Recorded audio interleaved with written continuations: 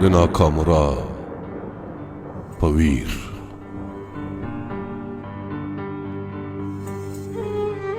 ګاونډیه یو انسان بیا وژلی.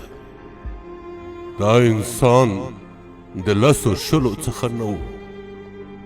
دا انسان د مسیحا له سا پیدا و. دا انسان په وچه دښته کې اوبو.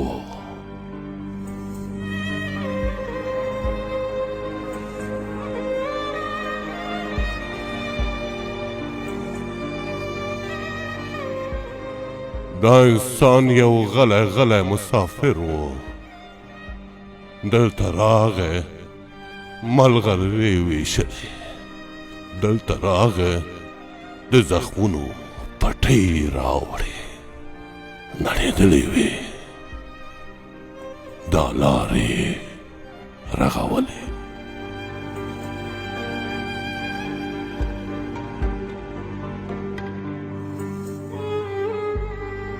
دلته راغی ژوندی زړه یې سمندر و.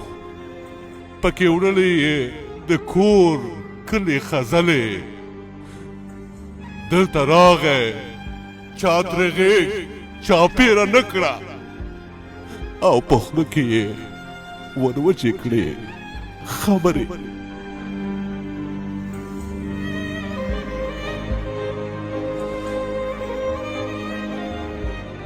دلته راغی خو غلبېل ټټرې یې ووړ. موږ ترې غوښې په غاښو وشوکولې. موږ یې ښې سترګې په تیږو وویشتلې. موږ یې هیلې نیمه خوا ورژولې.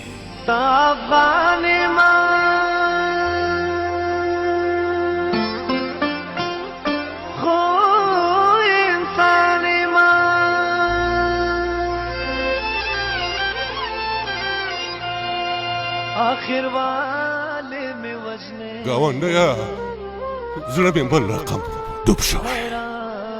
نوم چې اخلم د انسان ساه مې لړزېږي.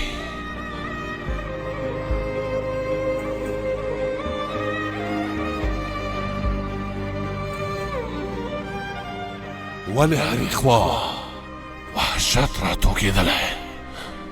د خوب بوټي به نو کله زرغونېږي.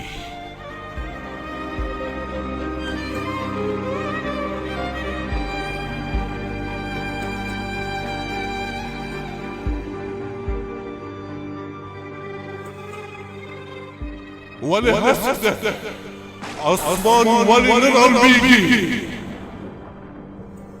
له دې درده غرونه ولې نه نړېږي.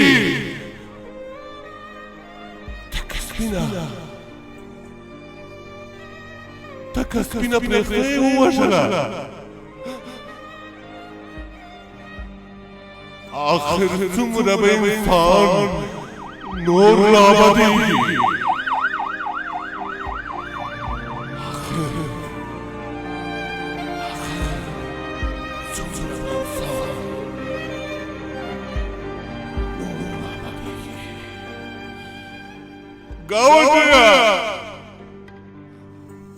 ګاونډیه ورته وایه چې نور نه راویني دارې د سرو وینو. نور دې نه راباندې شمېري جسدونه. نه خفر وي نه نوکارې د سرو وینو.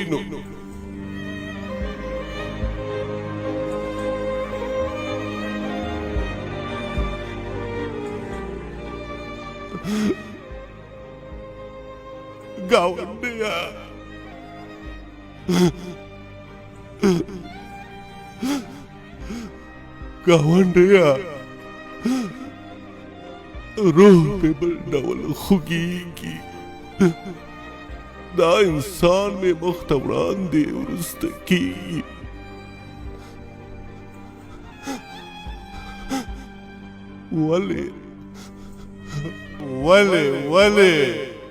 ولې خلک دومره وحشي کېږي؟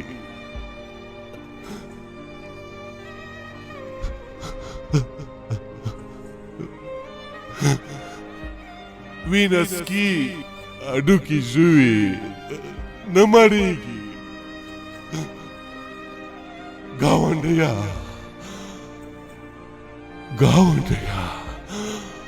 اسمان ولې نه رالوېږي؟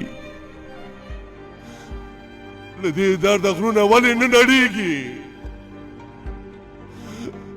تکه سپینه پرخته یې ووژله، آخر څومره به انسان نور وحشي کېږي؟ آخر به انسان څومره وحشي کېږي؟